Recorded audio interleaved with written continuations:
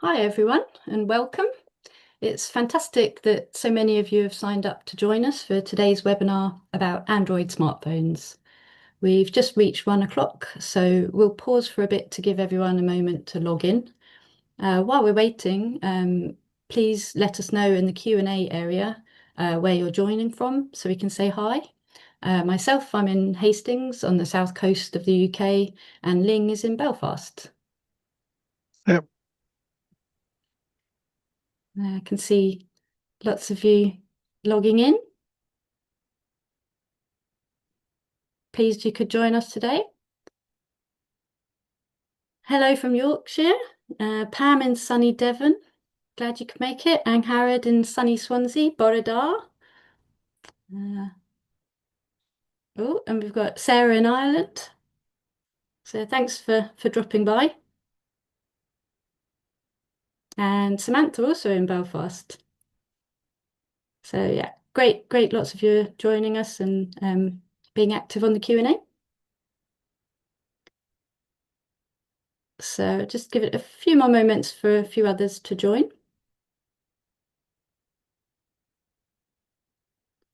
Hi, Susie in Glasgow. Okay, I can see a lot more of you have joined up now, so we'll make a start. So hello everyone, welcome to our webinar, Smartphones Made Simple, Tips that you'll wish you'd known sooner. So I'm Annie Mannion, I'm Digital Marketing Manager at AbilityNet, and I'll be your host for today's session. So just before we start, just to go through a few bits of housekeeping, we have live captions provided by Elaine at MyClearText. You can turn on the captions using the CC option on the control panel. We're also live on YouTube, so if you're watching on there, you can access the captions via streamtext.net/player !event equals AbilityNet, and those links are also in the chat if you need to access them there too. You can download the slides if you wish from our website at abilitynet.org.uk/Android webinar. And depending on how you joined the webinar, you'll find a Q&A window. So if you want to ask us any questions, do drop those in the Q&A area, but the chat is switched off other than for the links that we've shared within it. Finally, we also have a feedback survey that you'll be directed to at the end, so please do complete that if you're able. So for those of you who aren't yet familiar with AbilityNet, we're now nearly 30 years old, and we're a charity that supports older people and disabled people living with any disability or impairment to use technology to achieve their goals at home, at work, and in education. And we do this by providing specialist advice, accessibility training, and free information like our downloadable fact sheets and webinars like this. So today, discussing Android smartphone settings, we have joining us Ling Gillespie, who is a BT digital skills trainer at AbilityNet for the Belfast area, and his background experience is in teaching. So he's going to outline the key ways to adjust your smartphone settings to help you with everyday tasks on your phone. So just before Ling shares his valuable advice with you, I'm going to share a quick poll to find out a bit more about you all here today. So I'm just going to share that now. So can you tell us what do you find most challenging on your Android smartphone? Is it that the text is too small? There are too many buttons and apps. I keep tapping the wrong thing. I'm worried about making a mistake. Notifications pop up all the time. All of the above or not applicable. And depending on how you've joined the webinar, you may find that you can't access the poll, but you can respond in the Q&A panel if you'd like. So I'll just give it a few moments for everybody to participate.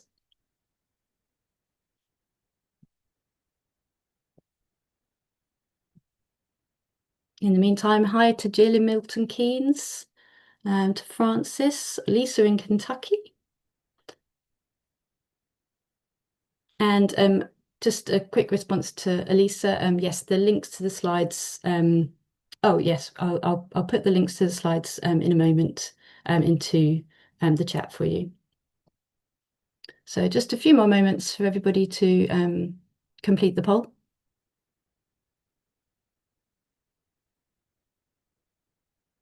Okay, and I'm going to end the poll now and sharing the results. It looks like all of the above is the answer to what do you find most challenging on your smartphone. So that's 26% of you.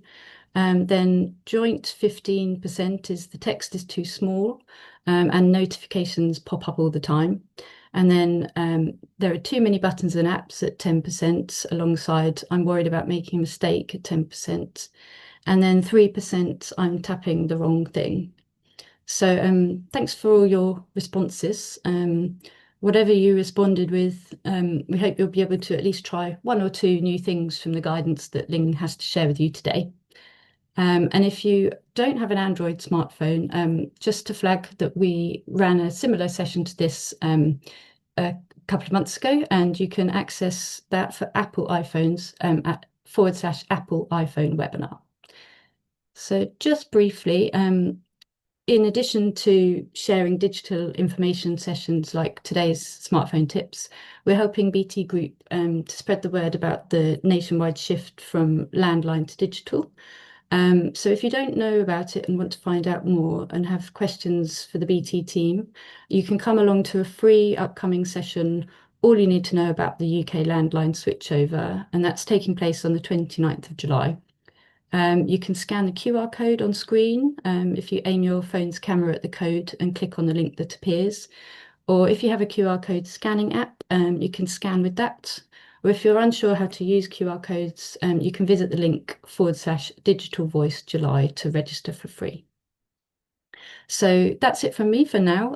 So here to provide some top tips for your Android smartphone, over to Ling. So Ling's going to share some slides, and we may swap to a different slide deck depending on how it looks. So just bear with us a moment.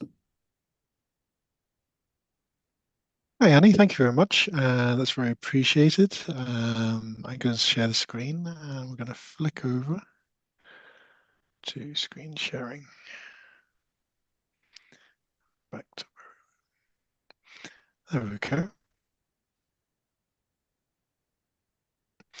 Screen sharing. Thank you very much. When Annie asked me to do the presentation today, it was interesting. It was more like asking me if we want to do like a mini radio show sort of thing and talk about accessibility features and downloading apps and scam text and QR codes. Just a brief overview of everything. Where do you start? Basically, a lot of sessions I have been taking, I had to think, and the top three sort of features that sort of help people so far have been basically adjusting text size on the smartphone. So on Android devices, you can go along with us on this one if you want. You can join in, and if you open up your devices, what we're going to look for is the settings function. So the settings look different on both phones here. So we'll have a look at the settings, and what we're going to do is play a small video clip here. So from settings, what we're going to do is go in, and if we don't adjust settings, this is your text size as standard. But going in here, we're going to come back out. We'll go into the settings functions. I'm just going to scroll down to brightness display.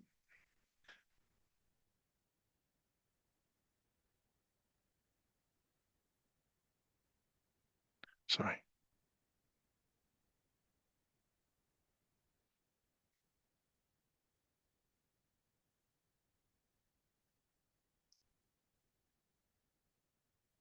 Text size, apologies. So we're into the settings functions. We're going to scroll down, brightness display. We're going to go scroll down a bit more to font settings here. And we're going to click on font settings. And it gives us the option here to use the sliders to make it larger. So what we're going to do is slide up.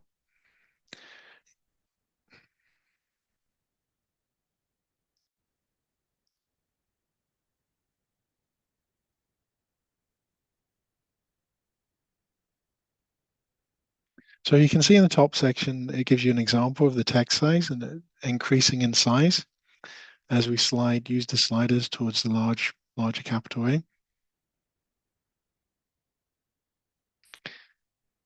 Okay, so that's the largest font size you can get.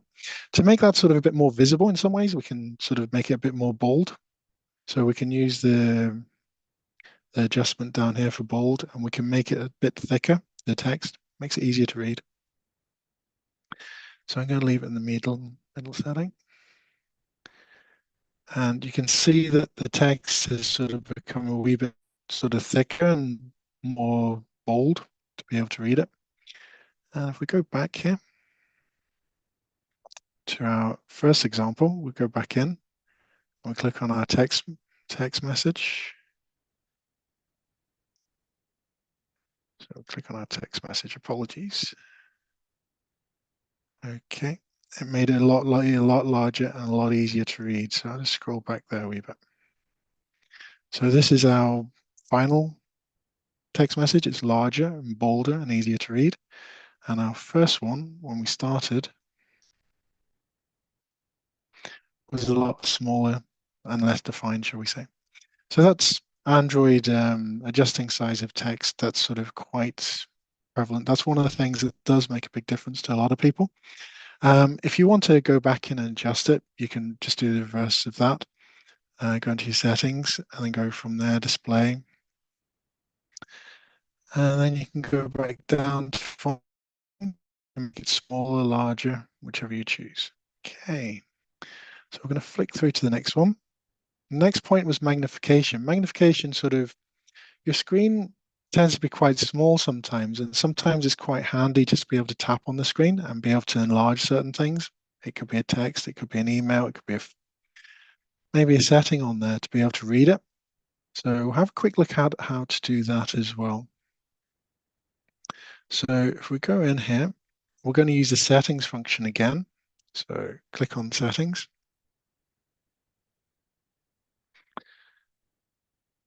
And back in here, and then we're going to go to accessibility features down here.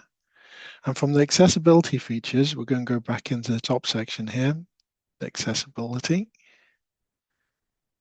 and click into that. There's different features here: talkback, speak, talk to speak, test speak, and then we go down to magnification. On a few of the devices, it might look slightly different. It could be zoom, it could be magnification, that side of things. So if we click onto that, we just toggle on and toggle off. So we're just going to toggle on there over here. And when we've toggled this on here, what we're going to do is when we come back out, we're going to tap twice, basically tap 3 times, apologies, and it will basically enable the zoom settings on the screen. So go back in.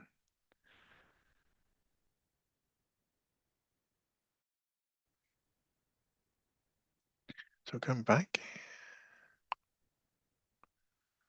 So here we are.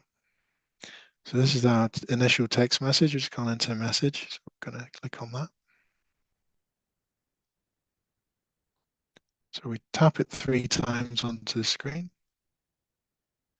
It zooms in, and then we can use 2 fingers. We can use 2 fingers. That's tapping 3 times there. So it makes it larger. And then we use 2 fingers, and we can sort of scroll around on the screen so we can, which is quite a handy feature. So it could be an image, it could be a picture, it could be settings, just viewing things.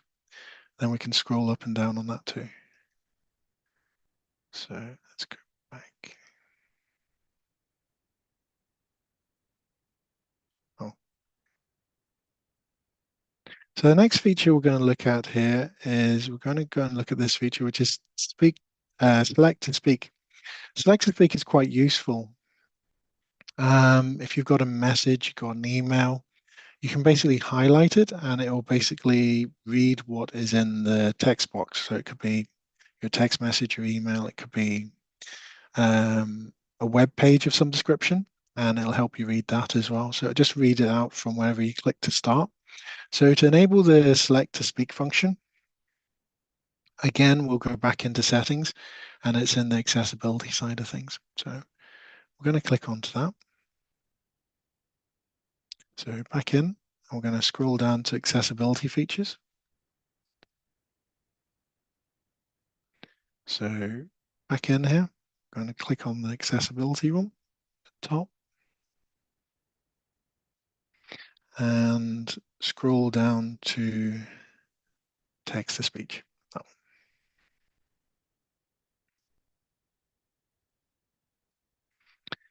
When we toggle across over here to select to speak, that'll turn that to blue. And it'll give us a few functions. Okay,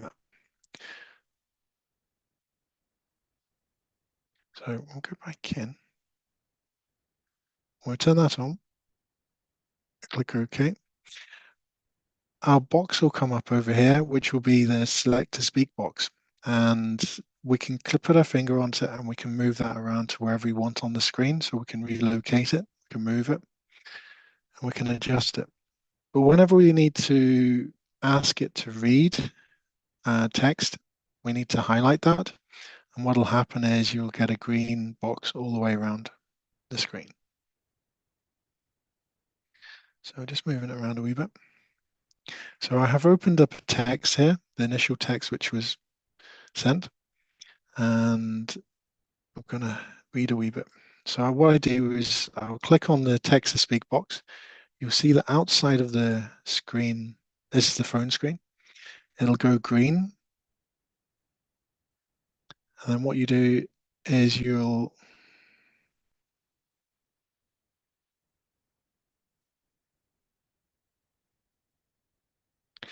basically click your finger onto where you want it to start to read. So click on there and it'll start reading the text and it will sort of follow along into the green line as well. So let's see. So just go back a wee touch. So all I've done is click on that. It's gone green. Click there where I want to start from.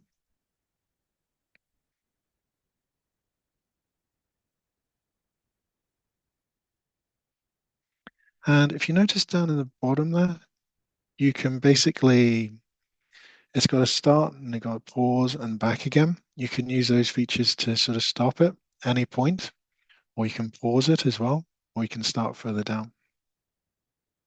So it's a useful feature. It could be an email, it could be, say, a PDF you received, a letter, and it could read it if the text is slightly on the small side. So it can read through that for you. So there we go. Okay, going to move on. Next feature, which is useful, is color inversion. The color inversion feature in the settings is basically on our left here, we've got white background and black text. And on the other side, we have basically a black background and white text. Some people find the black on white easier to read. Some people find the inverted colors, which is the white on the black, easier to read. But I'll run through the settings to change the color inversion, which is, you can try both and see which works best for you. Go on to there. So back into settings again, scroll down, accessibility features, and then we're going to go to accessibility again, and then we'll go back in. We're going to scroll down. So we've had a look at the text to speech, had a look at the magnification. We're going to go to color inversion. Okay. Now on the video side of things, the color inversion didn't show, so I had to put the two on the screen there, just so it's different. And all we're going to do is just toggle it on. So when you toggle that on, what will happen is your screen will go from the white or the black on the white and to basically the white on the black. If you want to change it back, just do the opposite. Go back in, settings, and go through to accessibility, and then just toggle that off, and it will go back to the way it was before. So, and then if you go back to your text, it'll invert the text as well. So it will. So you have basically white on black again. So you will. So let's go back. So change the text to basically white on black like this, your text messages. So we'll have a look at the next feature. Here we are. Adjusting background settings. It's similar to the color inversion again. Sometimes people find the bright white very hard on their eyes, and sometimes people find it a lot easier with a darker background. An alternative to the color inversion is pretty much equivalent to nighttime mode. So we'll have a quick look at this and we'll go through it. So we're going back into our settings again. If you notice, everything is pretty much in settings. Just a small point here. If you can't remember or you can't find anything which you're looking for, there's a search function at the top of this one. On some of the devices, the search function may be at the bottom, but if you type in what you're looking for into the search function, it'll usually pull up what you're looking for as well. That's another alternative. So we're going back in here, and we're going to scroll down, and we're going to display and brightness. And if you notice up here, we've got light and we've got dark. And we also have a auto switch. If we select the light one, which it is at the moment, you've got like a light background and you've got the dark text. If we go to the dark one, it'll basically do the opposite, really. The auto switch here is for sort of nighttime mode. So at nighttime, it's quite difficult to look at a really bright white screen. So what this will do, the auto switch at nighttime at a certain time, it'll basically turn to the dark mode. So it's a bit easier on your eyes. So flick through here. So we've just we just clicked onto the dark mode. And if you notice, our text has gone basically from black to white on a dark background. In the evening times, it's maybe easier to read it like that. And some people find it a lot less straining on the eyes. Go back. It'll adjust the rest of the screens as well. So let's see, where are we? So if we go back into our text messages,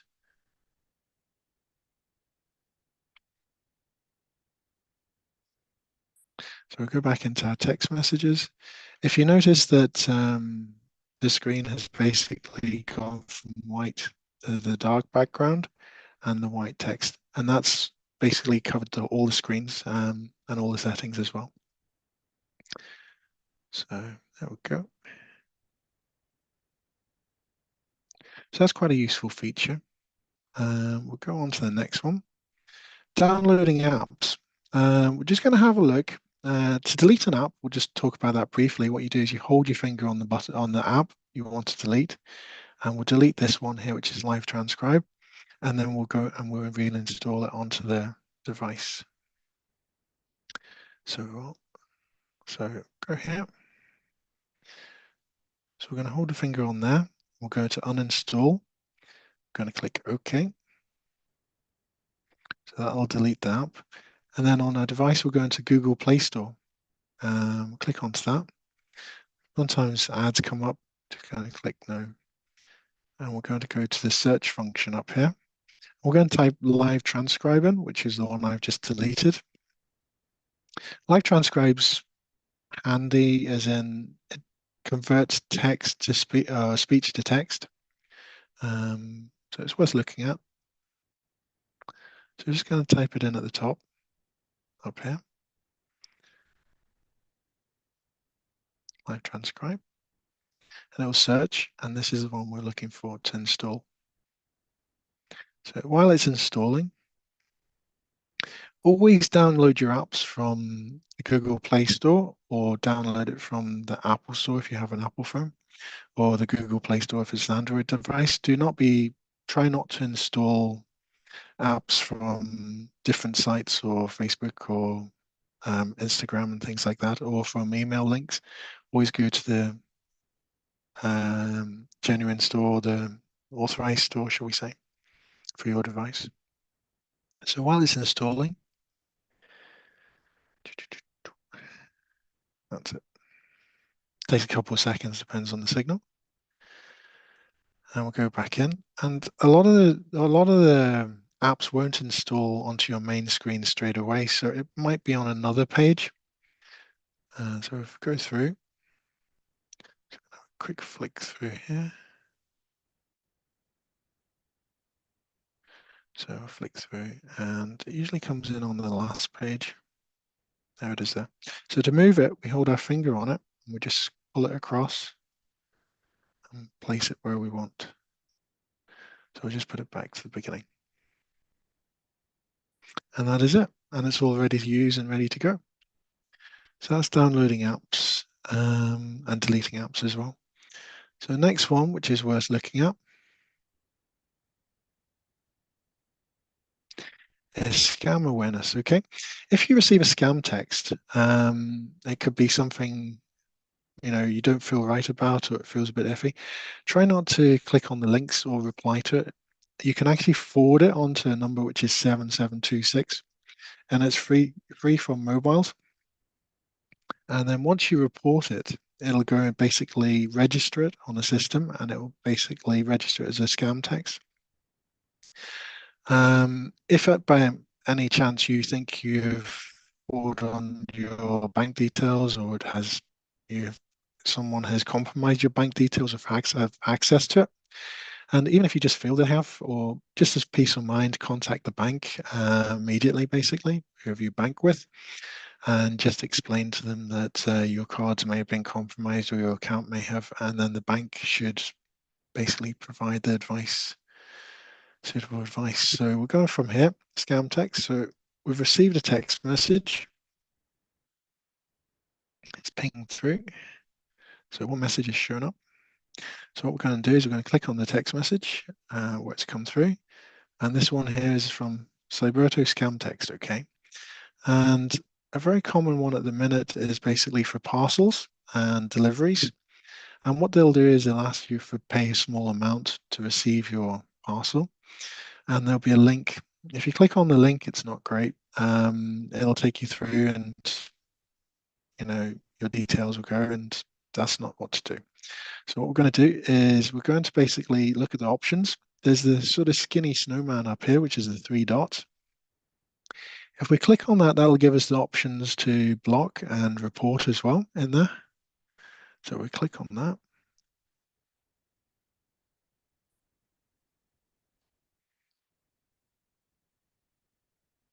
So,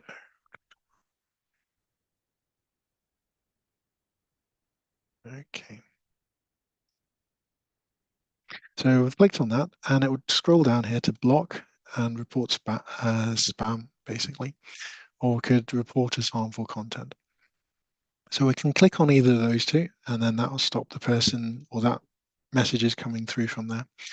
To basically forward it on to the 7726 number, which is to report it, what you have to do is come back out. On Android devices, you have to hold your finger on the message, and then basically it'll give you the option to forward it on.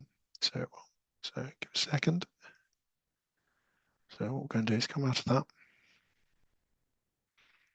and we're going to hold our finger, and then we'll go back up.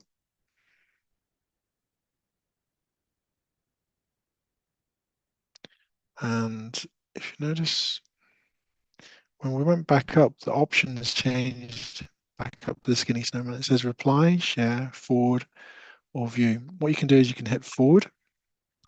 When you hit forward, it'll forward the message. I've highlighted the text, and we're going back up to the 3 dots, skinny snowman, and then we're going to forward it on to the 7726 number. So click on that.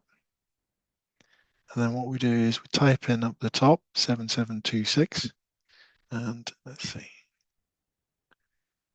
And then what do we do is down here, spam reporting. Okay, once we did that, and then we'll just hit send at the bottom, SMS down the bottom. And that will forward that on to the spam reporting number.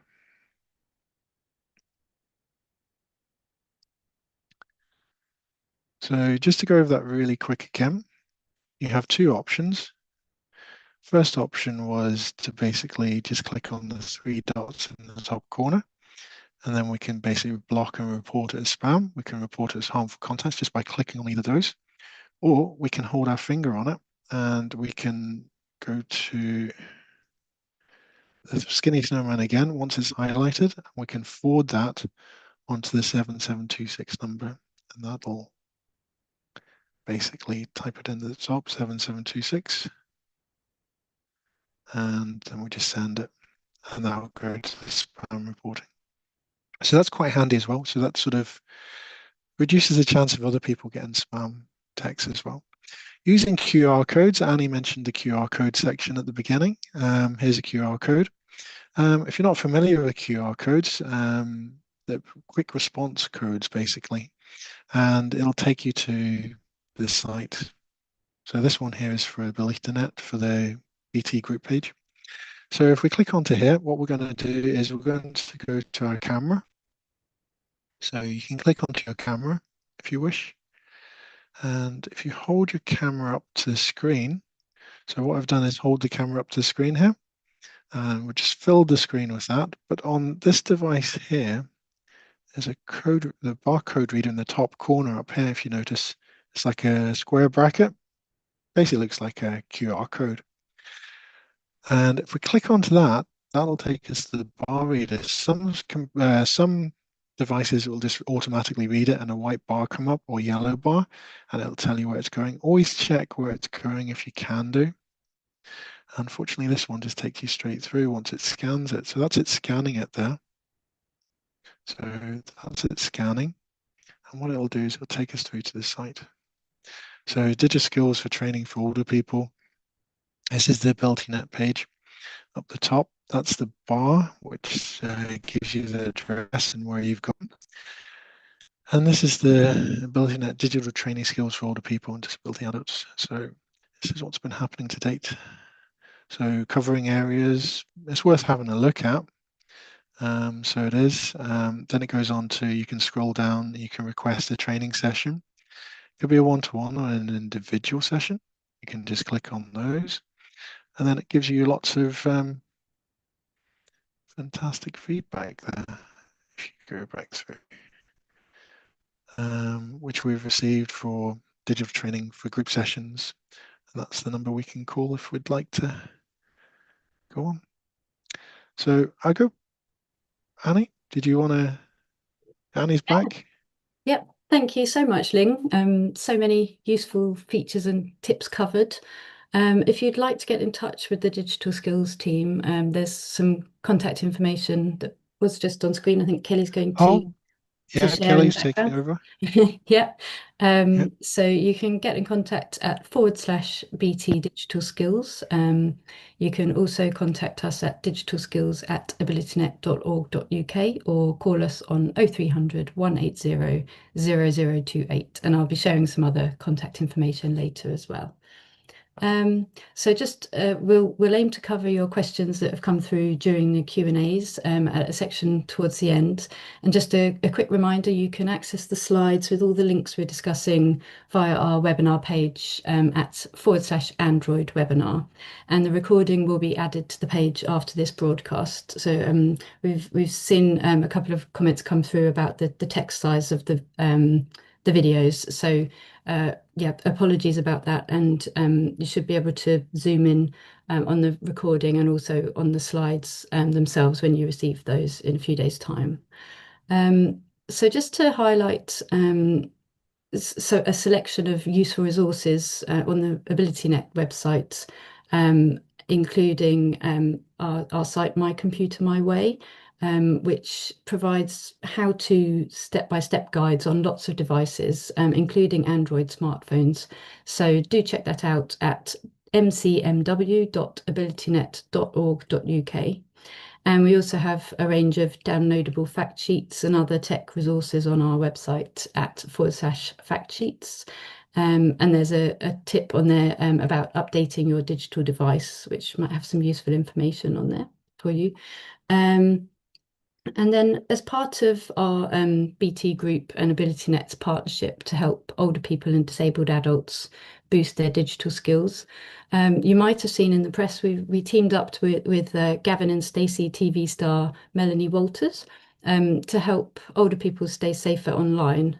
And this comes as new research reveals that 1 in 5 have said that they're too intimidated to attend traditional tech classes. So Melanie joined a group of senior citizens on the Epping Heritage Railway to get training back on track alongside their peers. So you can find out more about the day at /Gavin Stacey Melanie. And then we also have a very short video to share with you of highlights from the day. So my colleague Kelly in the background is going to play that for you now.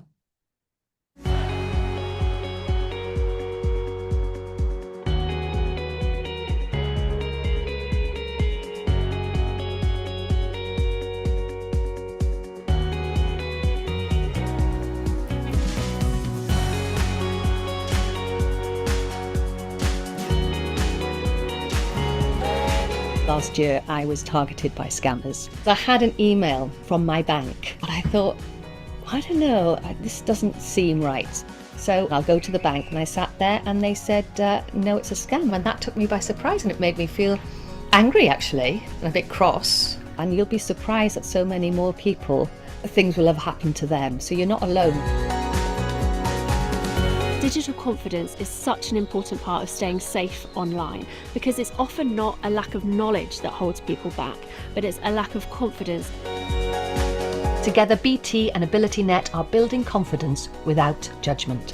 They're redefining what it means to bring digital skills to people who need it the most. You did say you felt more confident about banking now. You're banking online and shopping online. Yeah, I do, yeah. I don't use it a lot, but I will. It's inspired.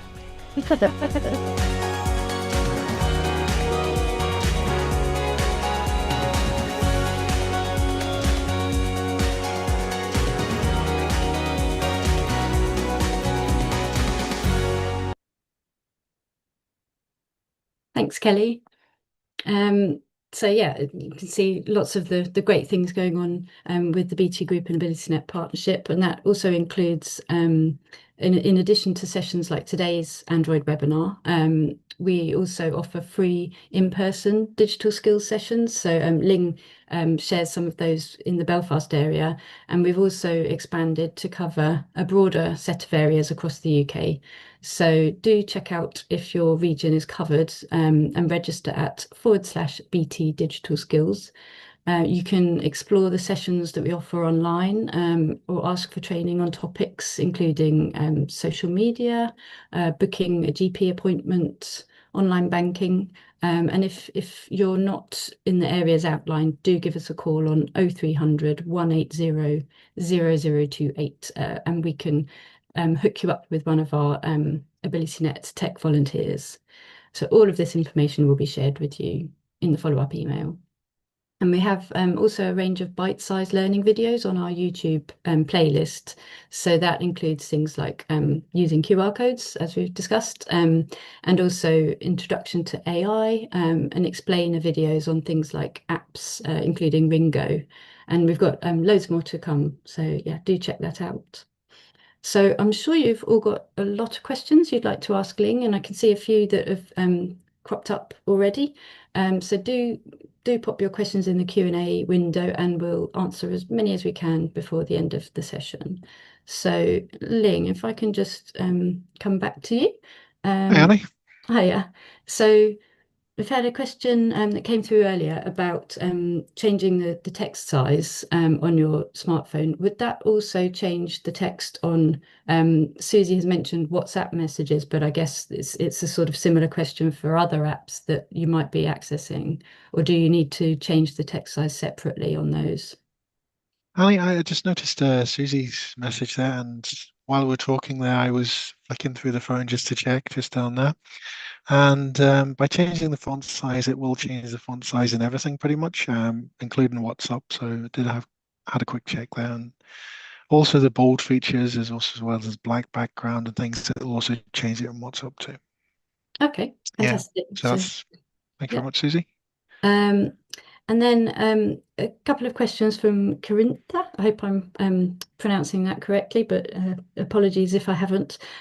So she's asked, how do you know if what you're seeing is a scam? And also she's mentioned that QR codes, she understood that QR codes can also be scammed. I think from the advice that we share on similar sessions to this about scam awareness and online safety, that's the tricky part that it's really worth going back to your original source, say your bank, and checking with them if something comes through that seems not quite right. Err on the side of caution. But Ling, do you have particular advice to share on that? There was a scam going around where people could generate their own QR codes, and anyone can generate your own QR code for a specific site. They were replacing the QR codes with their own QR codes. So when you did hold your camera up to basically scan the QR codes, on my particular device, whenever I demonstrated that for the AbilityNet one, it just took you straight through to the site. On certain other devices, what you'll get is you'll get a small link come up. So it will either come up in yellow or come up in white, and it'll actually read where it's going. It's good to check where you've been taken to. On that particular example, if you look to the top bar, the address bar, it'll tell you which site you've gone to. And if you've gone to a totally different site to what you expected to go to, say if it hadn't gone to the AbilityNet site, and maybe if it went to www.234, whatever it was, and something that didn't look quite right, potentially it could be a scam. It's sort of, you just have to look out for certain things, and I'm sure there's a lot of other seminars and webinars on scams. It was worthwhile having a look at those as well. But just to be aware, even if you're on a site and you've been taken through to it, just check when you do click on any links that it takes you through to the genuine site, and just check the address bars at the top each time. The QR codes, quick response codes, it's designed so it's quick to get you to where you're going or where you should be going. It's just good to check where it's taking you to as well. That's pretty much all I can advise on that. Yeah, Yeah. I think yeah, we've got lots of scam awareness information on our website, including fact sheets and webinar playbacks that you can, if you search on our website, you can access all of those. I think yeah, some of the key advice is, if in doubt, pause, stop, don't click on a link, because it could be that it might download something that you don't want on your device. But yeah, do check out the detailed information that we've got. Yeah, if you're in any doubt. So there's other questions that come through. Are the settings for sounds, I think, related to hearing aids, or are there There settings are related? there are settings available when you go to your accessibility settings. If you scroll down just slightly further than where we were, there's an option for hearing aids, and you can have left-right balance, you can have volume control, you have, just off the top of my head actually, there's other settings in there as well, which is, let me see, 2 seconds, I will tell you exactly what's in there. In there you have, just scrolling down, but audio balance, captions, flash for alerts. So if you have an alert, if you set up flash for alert, it'll actually flash whenever you get a message. Captions, you can turn those on and off. Audio balance, left, right, mono, one ear, one side. So there's a few options there as well, and having set up a few hearing aids in the past as well, to link to the phones or the devices, you normally download an app for the specific hearing aids in some cases, and in that it will give you a lot more settings as well. Okay, So it will. thank you. And there's also, yeah, the vibrate settings, I guess, as well. Yeah. So just quickly running out of time, there was just a question that came in separately. Do you have any suggestions for persuading potentially reluctant relatives about the benefits that you might get from using tech, whether it's Android, Apple devices, any other tech that may be useful. Have you come across this kind of question before? I, Annie, that's a good question actually. A lot of the sessions, I've been in with the groups I have worked with, talking to them at the end of the sessions, they find it very beneficial. And the things are changing and times are changing. Healthcare is changing. It's becoming more online and giving you more control over your health. Basically, the My Care app, for instance, it'll give you different options there. It'll give you your letters, appointments. It'll also give you things like test results and things like that as well. So you have them all at hand.